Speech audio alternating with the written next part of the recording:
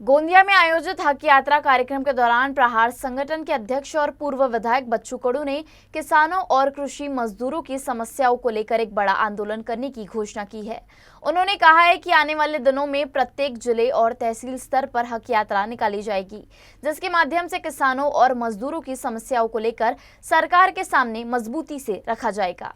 बच्चू कडू ने कहा कि 17, 18 और 19 सितंबर को देश भर के किसान नागपुर, मुंबई में एकत्रित होकर एक विशाल आंदोलन करेंगे। इसमें गलत गारंटी देने की व्यवस्था का विरोध, कर्ज माफी पर ठोस निर्णय, बुआई से लेकर कटाई तक के खर्च को मनरेगा योजना में शामिल करने जैसे प्रमुख मांगे उठाई जाएगी।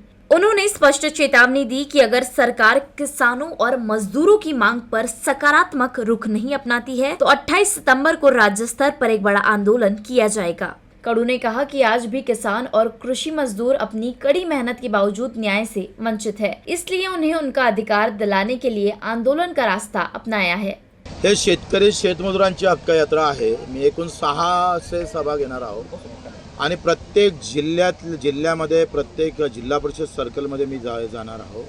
आम्ही आता सगळे संघटना, राजू शेट्टी असेल, अजित नवले असेल, राकेश टिकेत असेल, आता 17, 18, 19ला मुंबईला देशातले सगळे शेतकरी नेते तिथे येणार आहे। एक मोठं आंदोलन आम्ही शेतकऱ्याचं करतोय। एक तर हमीभावाचं आहे, या हमीभाव दिला जातो ते फार चुकीच्या पद्धतीने दिलं जातं आणि खरेदी करतं ते अर्धी खरेदी केल्या जात नाही। पैसे जे भेटतं ते एक वर्ष पैसे भेटत नाही आणि अतिशय वाईट अवस्था आहे।